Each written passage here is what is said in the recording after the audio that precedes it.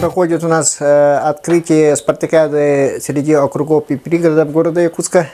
И по традиции у нас открытие проходит под соревнования «Веселые семейные старты». Фишка этого соревнования в том, что из каждого округов и пригородов участвует по 3 семьи. Первая семья – это молодая семья, мама, папа.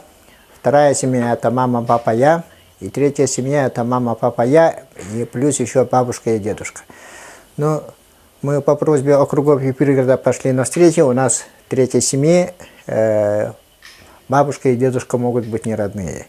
А то раньше было как обязательно родные, но они трудности в семьях, что все бабушки, дедушки, сыновья, дочери спортсмены. Но получилось так, что сейчас очень активно приняли участие, и соревнования прошли очень, можно сказать, напряженно, с большой спортивной интригой, и это, как положено соревнованиям, ну, ажиотаж должен быть.